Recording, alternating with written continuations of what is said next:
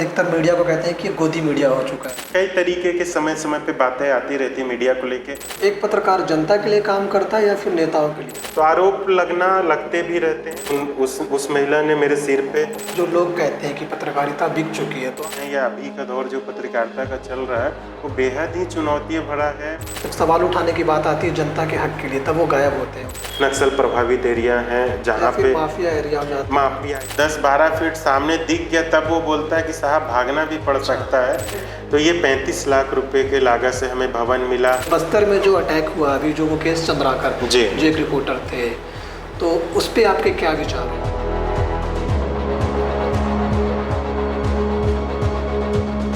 नमस्कार, आदाब। वार्तालाप का एक नया अध्याय, और आज हमारे साथ प्रवीण सिंह जी जुड़े हुए हैं, जो कोरिया जिले के ब्यूरो चीफ हैं और कोरिया जिले के प्रेस क्लब के अध्यक्ष भी हैं। प्रवीण सिंह जी, आपका बहुत बहुत स्वागत है हमारे इस यूट्यूब चैनल वार्तालाप में। नमस्कार, आपके सभी दर्शकों को मेरा सादर प्रणाम। तो प्रवीण सिंह जी, जैसा आप पत्रकार संघ के अध्यक्ष हैं कोरिया जिला से, तो मैं सबसे पहले आपसे यह पूछना चाहूँगा, आपको प्रेरणा कहाँ से मिली पत्रकारिता करने के लिए? देखिए, पत्रकारिता मैं अपनी व्यक्तिगत आपसे साझा करूं। व्यक्तिगत रूप में आप कब से जुड़े हुए हैं इस चीज़ पे? हाँ, आपने मेरा व्यक्तिगत पूछा है तो मैं इस पे आपको बताना चाहूँगा। मैं पत्रकारिता कॉलेज लाइफ में जब मैं पीजी कर रहा था, कौन से कॉलेज से? मैं यहाँ का सबसे जो हमारा बैकुंठपुर का शासकीय रामानुज स्नातकोत्तर महाविद्यालय है, जो सबसे पुराना और सबसे सर्वश्रेष्ठ महाविद्यालय है बैकुंठपुर का। तो यहाँ पे मैं छात्र जीवन में जब पढ़ रहा था तो मैं एनएसएस के कैंपों में जाया करता था। एनएसएस के कैंपों में जाएं तो हम वहाँ पे काम वगैरह करें, तो जो खबरें अखबारों में हमारा नाम छपता था, सारा चीज़, तो हमें बड़ा अट्रैक्टिव लगता था कि यार हमारा नाम अखबार में आया। तो फिर वहीं से क्या हुआ, हम अपनी खबरों को लेके अखबार दफ्तरों में जाएं कि हमने ये काम किया, हमने यहाँ शिविर लगाया। इसके अलावा और भी जैसे रक्तदान शिविर, कई एक्टिविटी तो करते करते ऐसा लगा कि ना, इस बीच हम गांव जाते थे तो गांव में हमें समस्याएं दिखती थी, लोगों परेशान दिखते थे। तो हम कई बार उनकी समस्याओं को लाके जो प्रेस में रिपोर्टर रहते थे, ब्यूरो चीफ रहते थे, उनसे बताएं कि भैया ऐसा ऐसा वहाँ पे समस्या है। तो वो जब वो समस्याओं को शासन प्रशासन तक पहुँचाएं और वो समस्याएं हल हो जाएं, माध्यम कौन बनते थे? हम लोग बनते थे। तो वो समस्याएं हल हो जाएं तो वो सारे लोग बहुत खुश हुआ करते थे। और ये कौन सी सन की बात है? ये आपको मैं 2005 के करीब की बात है, जिस समय जब 2005-07 के बीच में सोशल मीडिया का चलन नहीं था। ये दौर बहुत, जब हम कागजों में लिख लिख के समस्याएं देते थे, उस समय सोशल मीडिया नहीं था, व्हाट्सएप नहीं था, फेसबुक नहीं था, ये सारे चीज़ों से दूर थे। केवल हम लाते थे, अखबार में छपता था खबरों पे। तो वो सारी चीज़ें जब होने लगी तो छात्र जी में ये लगा, जैसे बहुत से युवा रहते हैं कि हमको पढ़ाई करके डॉक्टर बनना है, इंजीनियर बनना है। तो मैं सोचा कि क्यों ना मैं ऐसा पेशा को चुनूं जिससे लोगों का ज़्यादा से ज़्यादा मैं मदद कर सकूं, उनके दुख सुख का भागीदारी बन सकूं। तो मैंने कुशाभाऊ ठाकरे से जर्नलिज्म किया। उसके बाद मैं हरिभूमि में ज्वाइन किया 2008 में। तो उस समय से लगातार तब से लेकर अब तक आप हाँ, मैं रिपोर्टर के रूप में ज्वाइनिंग किया। आज मैं ब्यूरो चीफ में हूँ। जिले का जो सबसे महत्वपूर्ण पद होता है, उस पद पे निरंतर अपने संस्थान में सेवा दे रहा हूँ। तो मुझे प्रेरणा इन लोगों की मदद करने के बाद जो मुझे मिला, तो वहीं से मैं पत्रकारिता के दौर में कदम रखा। और मुझे शुरुआती दिनों में फील्ड रिपोर्टिंग, मतलब दिन रात ऐसा कि लोगों को ज़्यादा से ज़्यादा उनके जब काम होना चालू हो जाते थे, उनकी परेशानियां खत्म होती थी, और जो उनका आशीर्वाद और प्यार मुझे मिलता था, वो मुझे अंदर से एक अलग ही अनुभूति देता था, जो मेरे को काम करने में और प्रेरणा मेरा बढ़ाता था। तो आप लोकल पत्रकारिता में, जैसे कि अभी के समय काफ़ी चुनौतियाँ होती है, तो क्या क्या सामना करना पड़ता है आपको? फैज जी, आपने बहुत अच्छा सवाल पूछा है। देखिए, पत्रकारिता मेरे नज़रिया से हर दिन चुनौती भरा है। मतलब आप फील्ड में काम कर रहे हैं तो हर एक पल आपका चुनौती है। चुनौतियों से भरा है। इसमें आपको सबसे महत्वपूर्ण रहता है कि आप जहाँ पे फील्ड रिपोर्टिंग करने जा रहे हैं या किसी भी चीज़ की रिपोर्टिंग करने जा रहे हैं, वो उस पे आपकी निष्पक्षता कितनी है, आप खबरों को आपकी खबरों पे पकड़ कैसी है, समझ कैसी है, आप उसको कैसे प्रेजेंट कर रहे हैं, लोगों के बीच आपकी विश्वसनीयता कैसी है। तो ये सारी चीज़ों पर बहुत ज़्यादा आपको फोकस करना रहता है। फिर आपको उन सब खबरों का पक्ष जानने के बाद आपका दूसरा पक्ष होता है कि इसमें प्रशासनिक पक्ष क्या है। एक पक्ष तो आपने सुन लिया कि ये है, उन समस्याओं पर जब आप उसको शासन प्रशासन के समक्ष ले जाते हैं तो ये सारी चीज़ें आपको मतलब चुनौती भरा है कि कोई खबरें आपसे गलत ना चली जाएं, कोई आप गलत जानकारी, क्योंकि आपकी एक खबर पूरे तंत्र को प्रभावित करता है। तो मेरा मानना है कि आज का जो दौर है, जो युवा पीढ़ी पत्रकारिता में आ रहे हैं या अभी का दौर जो पत्रकारिता का चल रहा है, वो बेहद ही चुनौती भरा है, गंभीरता के साथ अपनी बातों को रखने वाला है, आपकी खबरों को लोगों को परोसने वाला है। सोशल मीडिया को आप देखिए, एक फर्जी खबर मतलब तिल से ताड़ बन जाता है और वो खबरें कहाँ कहाँ कितना विध्वंस फैलाते हैं वो आपको देखने को सुनने को मिलता होगा। जैसा आपने सोशल मीडिया का जिक्र किया कि एक खबर काफ़ी बड़ी हो जाती है जो झूठी भी हो सकती है, तो आज के दौर में जैसे एक खबर मिनटों में वायरल हो जाती है, तो आप ये फ़ायदेमंद देखते हैं या फिर नुकसानदायक है? इस पे आपका क्या राय है? जी, देखिए ये जो आपने कहा फायदेमंद या नुकसान, देखिए हर एक सिक्के का दो पहलू रहता है। तो ये अगर आपके ऊपर डिपेंड करता है कि एक आप पत्रकार उसे कैसे देखता है? पत्रकार के नज़रिए से आप देखेंगे तो देखिए उसका पहलू आप उपयोग किस तरीके से कर रहे हैं। आपके हाथ में मोबाइल है, पूरे आप मोबाइल हैं तो आप पूरे देश दुनिया से जुड़े हुए हैं। अब मेरे ऊपर डिपेंड करता है कि उसका उपयोग मैं किस तरीके से करूं। जैसे आपको उदाहरण देखने को मिलेगा कि आप माचिस की तीली खड़ी लाइन से लगा दीजिए और माचिस की तीली में अगर एक तीली को आप जलाएंगे तो वो अगर सारे तीली जल जाएंगे। अगर उस तीली में से एक शख्स कोई अलग हो जाता है तो वो आगे का तीली जलने से बच जाएगा।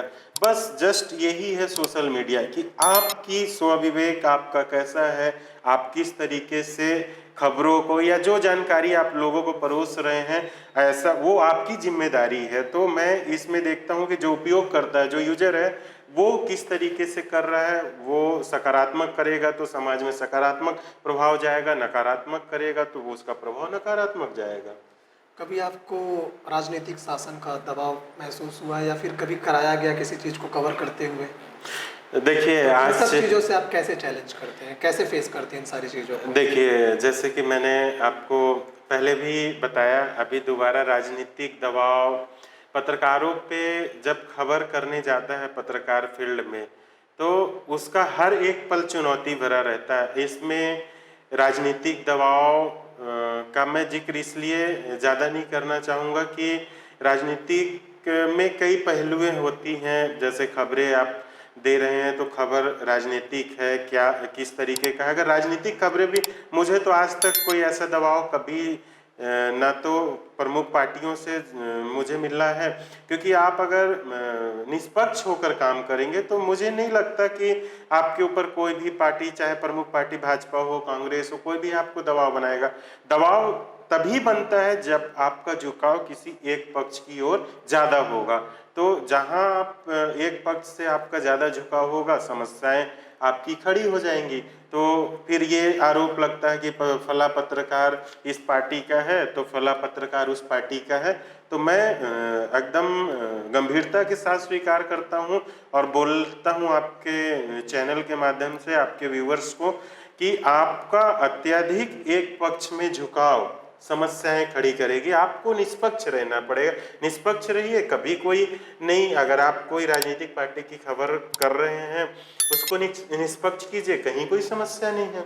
इस पार्टी को सपोर्ट करते हैं, एक व्यक्तिगत सवाल है। देखिए आपने चैनल पे व्यक्तिगत सवाल पूछा तो मैं इसका यही जवाब दूंगा कि व्यक्तिगत चीज़ें व्यक्तिगत ही रहा जाए तो ठीक है। सभी का किसी न किसी पार्टी से रहता है, लेकिन उसको कहीं ना कहीं जैसे अपन मतदान करते हैं तो मतदान को गुप्त रखा जाता है। तो मैं आपके चैनल में अपनी व्यक्तिगत को जाहिर थोड़ा करने में असमंजस तो कहीं महसूस ना कर कहीं रहा हूँ। कुछ झुकाव है किसी पार्टी के लिए? झुकाव तो आप अगर व्यक्तिगत बोलेंगे तो व्यक्तिगत में किसी एक को चुनना है, तो व्यक्तिगत तो हर कोई, आप भी होंगे किसी न किसी पार्टी से, तो व्यक्तिगत चीज़ें जैसे हो जाती है तो आपको जब आप वोट डालने जाते हैं तो चुनना किसी एक का, और अगर उसमें से कोई नहीं पसंद है तो हमको निर्वाचन आयोग नोटा का बटन दिया ही रहता है, तो आप नोटा का बटन भी कि हमको कोई पसंद नहीं है तो उसका भी हम उपयोग कर सकते हैं।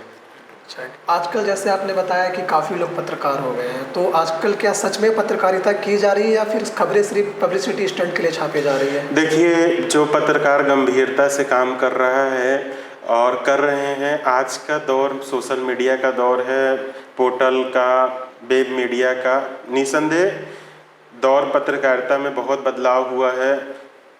लोग जुड़े हैं, जुड़ रहे हैं, लेकिन बात वहीं पे हो जाती है कि पत्रकारिता में भीड़ बेहद ज़्यादा है, लेकिन आपकी विश्वसनीयता, आप किस तरीके से लोगों के बीच आपकी छवि है, आप खबरें किस तरीके से परोस रहे हैं, वो महत्वपूर्ण ज़्यादा होता है। आपकी क्रेडिबिलिटी क्या है, वो आपको इस भीड़ का हिस्सा नहीं बनना है। तो आज के दौर का जो युवा वर्ग है, जो पोर्टल बना लिया या कोई कर लिया, जो नई पीढ़ी हमारी आ रही है, उनको बेहद गंभीरता वाली पत्रकारिता सीखने की ज़रूरत है। जैसे कि मैं एक बड़े मुद्दे पे बात करता हूँ, जैसे लोग कहते केंद्र पे भाजपा की सरकार है, तो लोग कहते हैं, अधिकतर मीडिया को कहते हैं कि ये गोदी मीडिया हो चुका है। छत्तीसगढ़ पे भाजपा की सरकार है, तो इस बात पे कितनी सच्चाई है? क्या आपको सरकार के अंदर में रह के काम करना पड़ता है? इस चीज़ का प्रेशर दिया जाता है आप लोगों को या नहीं?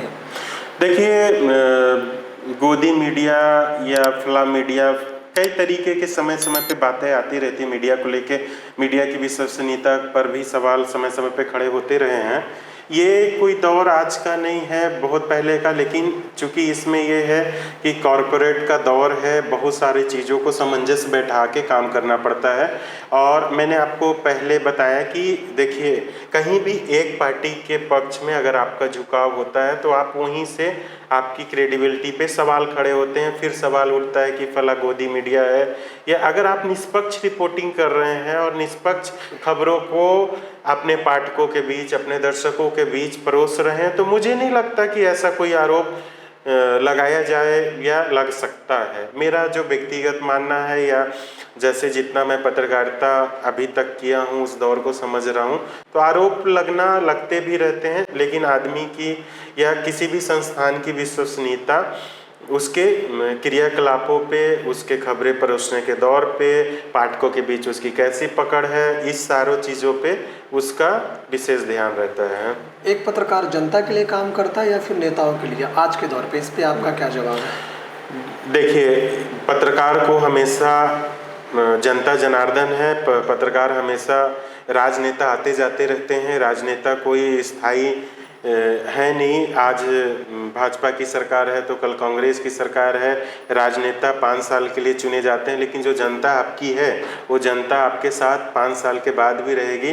राजनेता आते जाते रहते हैं, और जो जनता है, अगर जनता के बीच आप गए हैं, कोई रिपोर्टिंग किए हैं और वो चीज़ नहीं है, तो जनता आपसे सवाल जवाब भी पूछती है। आज सोशल मीडिया का दौर है, आज आपको व्हाट्सएप में कोई खबरें आती है, अगर पब्लिश आपने नहीं किया तो वो अपने हक के साथ पूछती है कि आपने वो खबर ले गया था, उस खबर पे क्या हुआ।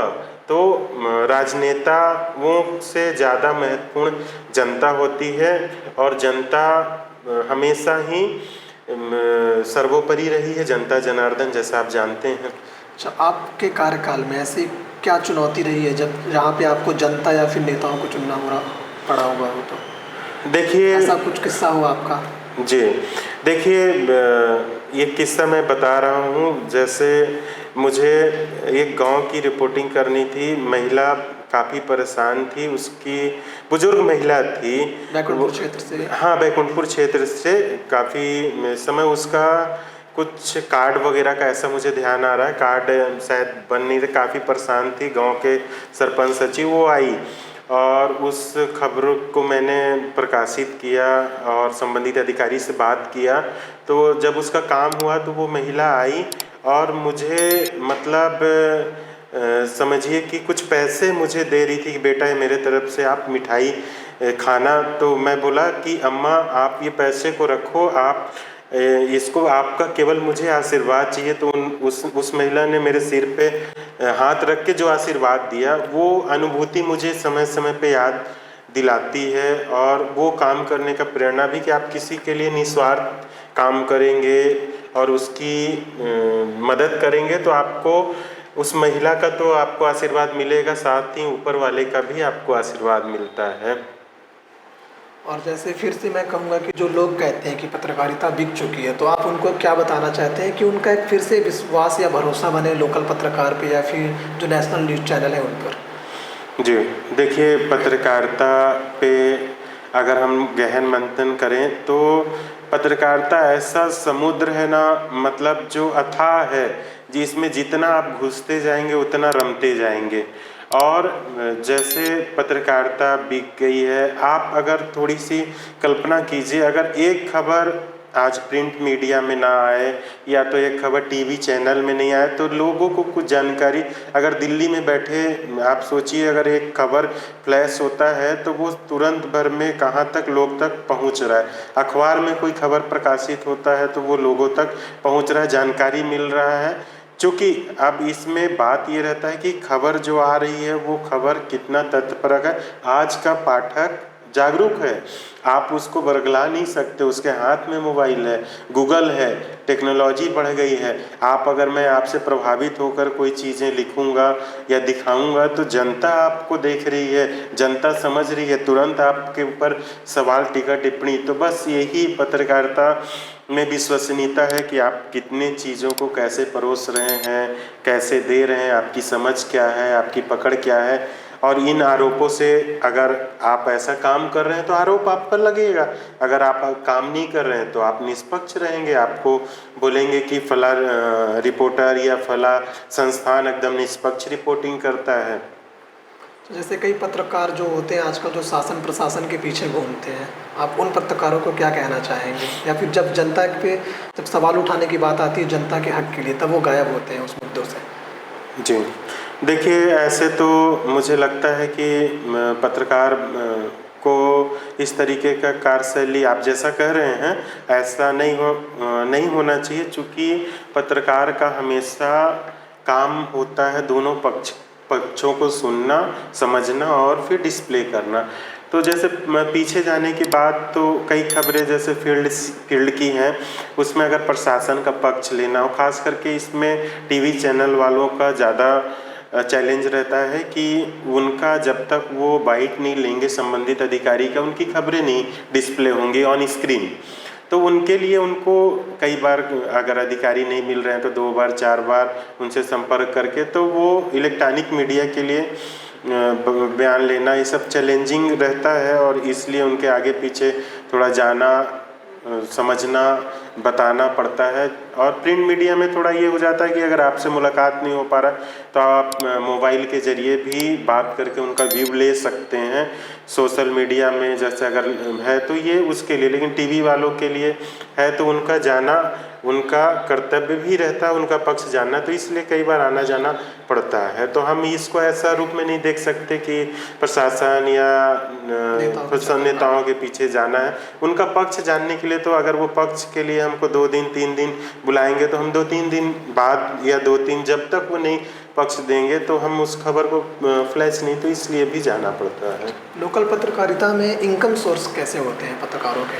देखिए जी, इनकम सोर्स तो पत्रकारों का जो रहता है, कारपोरेट का दौर है, सब चीज़ें रहती है, एडवर्टाइजमेंट है, ये इस दौर का है। जैसे आप टीवी वगैरह में देखते हैं, अखबारों में देखते हैं, तो पत्रकारों का जो रहता है वो विज्ञापन वगैरह से जो उनका कमीशन जो एक रहता है, वो बाकी संस्थान में जो पैसे जमा करना है वो जमा करने के बाद जो संस्थान उनके लिए निर्धारित करता है उसमें कमीशन बतौर रहता है। और बहुत से जैसे जो प्रेस में काम कर रहे हैं एम्प्लाई हैं उनका सैलरी बेसिस रहता है, उनका भुगतान संबंधित संस्थान करती है। क्या ब्लैकमेलिंग का दौर भी चल रहा है पत्रकारिता में? देखिए, ब्लैकमेलिंग का दौर, ब्लैकमेलर, ये सारी चीज़ें आपको देखने का सुनने को मिलेगा। जैसे कई बार आप देखे होंगे, मैं इसको और थोड़ा विस्तृत समझाऊं तो या आपको बताना चाहूँ तो, जैसे आप ब्लैकमेलिंग की बात कर रहे हैं तो ब्लैकमेलिंग में कई बार आप देखे होंगे पुलिस अधिकारी बन के वसूली करना, फर्जी पत्रकार बन के वसूली करना। तो ये सारे चीज़ जैसे ब्लैकमेलिंग के ही पार्ट में मतलब आ जाता है। लेकिन ऐसा कोई पत्रकार जो गंभीर पत्रकार किसी होगा, को डरा धमका के पैसा ले लिया, हाँ, जो गंभीर पत्रकार होगा या जो अपनी विश्वसनीयता को समझ रहा होगा वो ऐसा काम नहीं करेगा।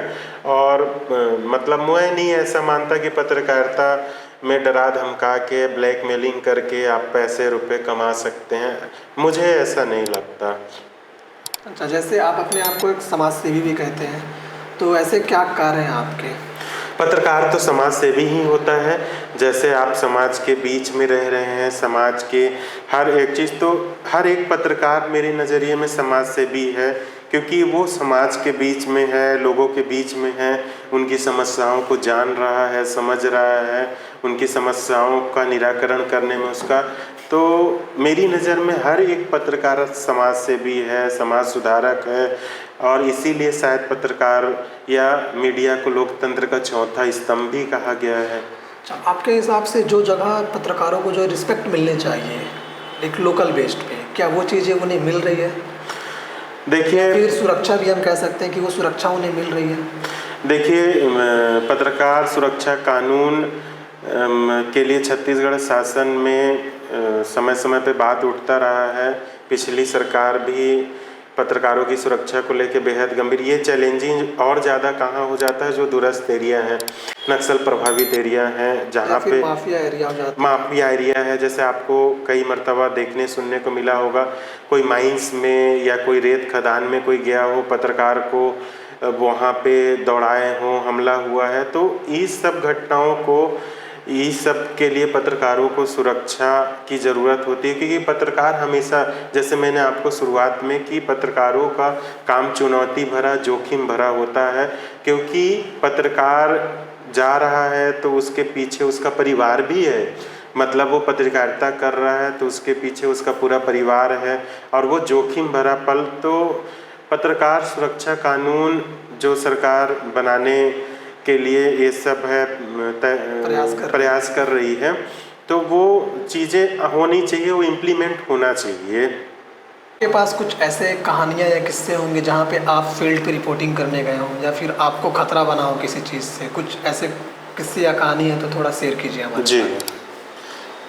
देखिए, आपने पूछा तो मुझे आपके इस इंटरव्यू में एक वाक़या याद आया।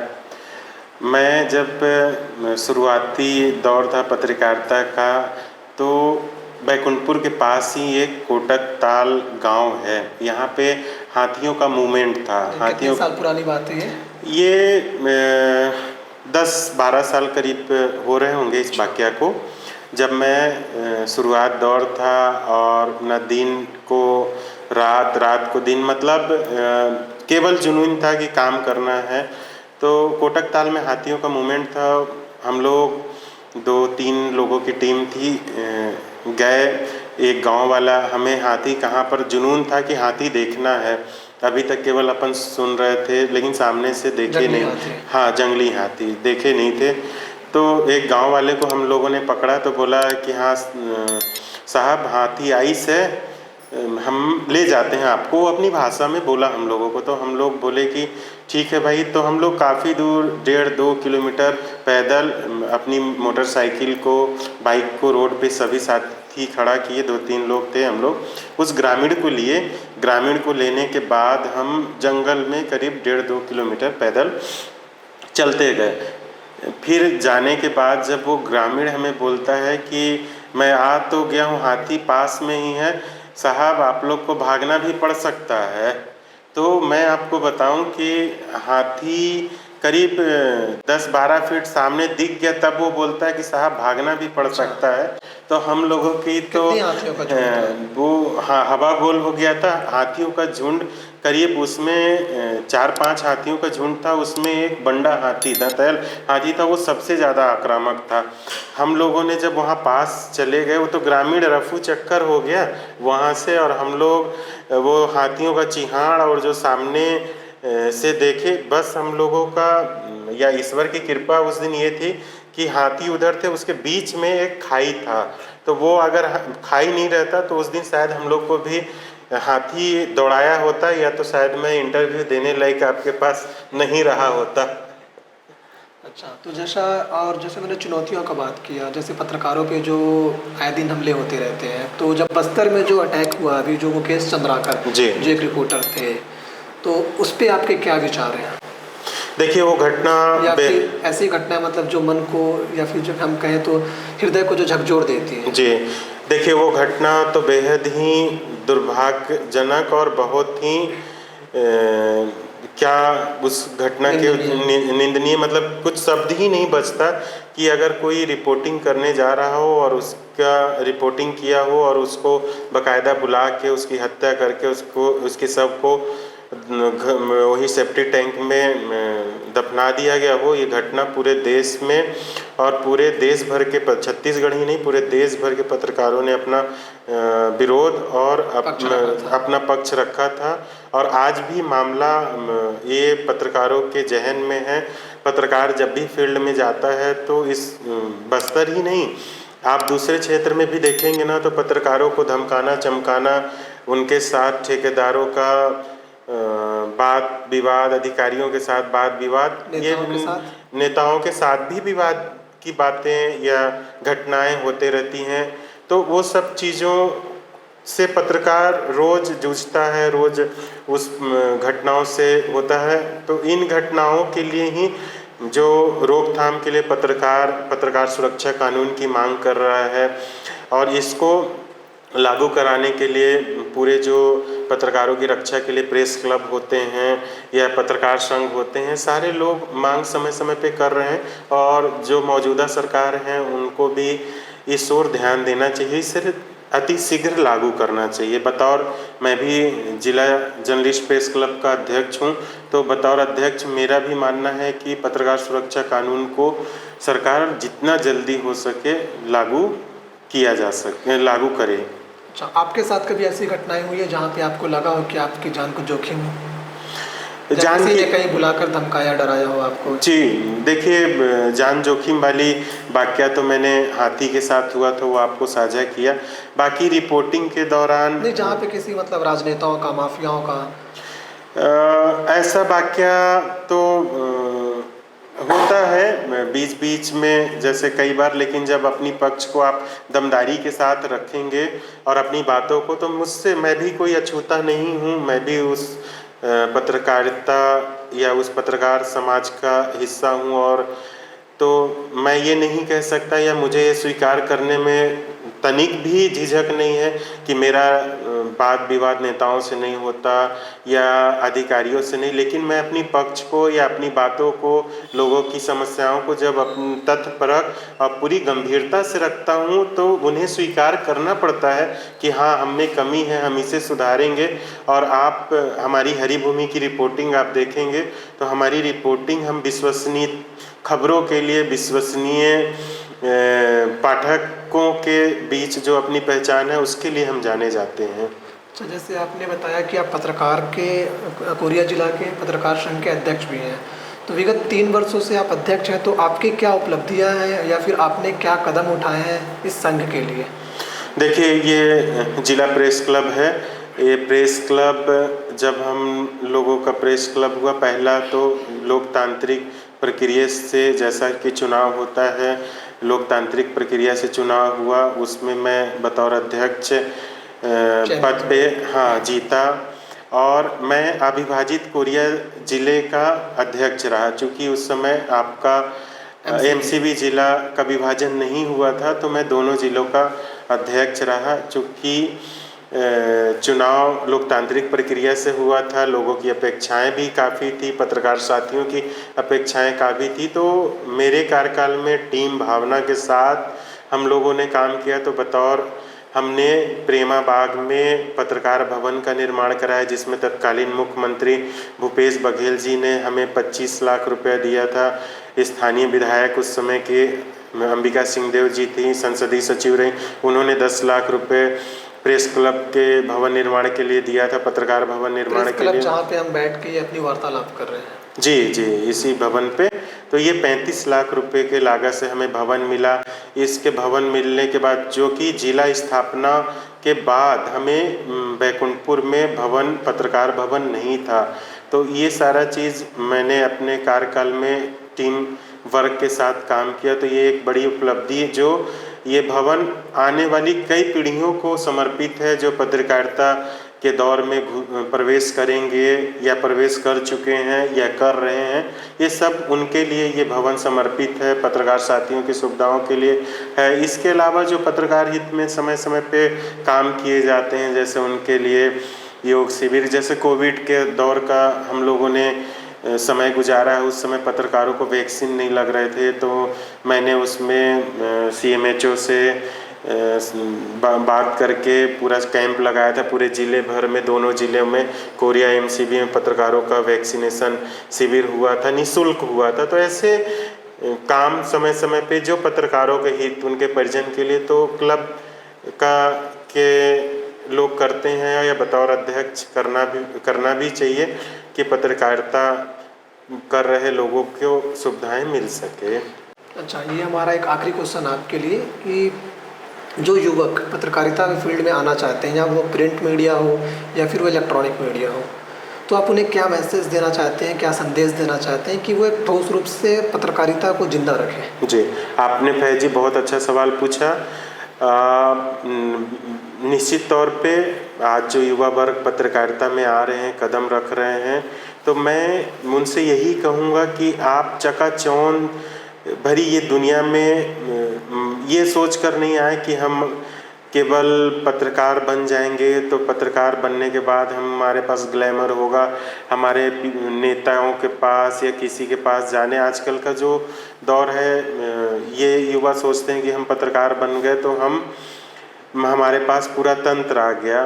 तो ये पत्रकारिता बेहद ही, मैं शुरुआत से और लास्ट भी इन्हीं बातों पे करूँगा कि बहुत ही गंभीरता, बहुत ही चैलेंजिंग और बहुत ही आपको सेंसिटिव मुद्दों को समझ के, परख के रखने का, परोसने का या दिखाने का काम है। पोर्टल अगर आप चला रहे हैं, पोर्टल है, न्यूज़ यूट्यूबर हैं, तो आप सभी चीज़ों को समझिए और ज़मीनी स्तर पे काम कीजिए, चकाचौंध भरे कामों से बचें। और पत्रकारिता, जैसा कि अगर आप पत्रकारिता का पेशा चुन रहे हैं, तो मैं आपको फिर कह रहा हूँ कि पत्रकारिता बेहद ही चैलेंज भरा है, और पत्रकार हमेशा आप निष्पक्ष रहिए, निष्पक्ष रिपोर्टिंग करिए, तथ्यपरक रखिए, तो आपको आपकी लोकप्रियता, आपकी विश्वसनीयता लोगों की भीड़ में अलग ही नज़र आएगी। तो हम अपने इस वार्तालाप को यहाँ पे ख़त्म करते हैं। मैं आपसे एक आखिरी सवाल यह पूछूंगा कि कैसा आपका एक्सपीरियंस कैसा रहा वार्तालाप में हमारे साथ बातचीत करके और अपनी बात रख के, और आप इसकी शुरुआत करें। उससे पहले मैं चाहता हूँ कि जो लोग आपके माध्यम से इस वीडियो को देखेंगे, इस इंटरव्यू को देखेंगे, तो एक मेरी छोटी सी रिक्वेस्ट है कि वो आप उनसे आग्रह करें कि वो इस चैनल को सब्सक्राइब करें। जी फैज जी, आप इस कैमरे पे देख के बोल सकते हैं। फैज जी, आपके सभी दर्शकों को फिर से मेरा प्रणाम।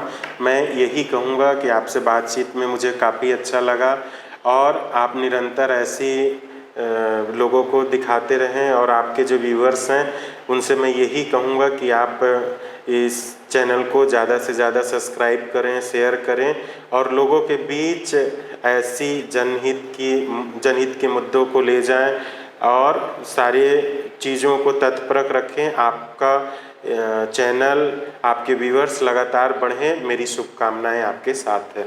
सादर प्रणाम। बहुत बहुत धन्यवाद सर आपका।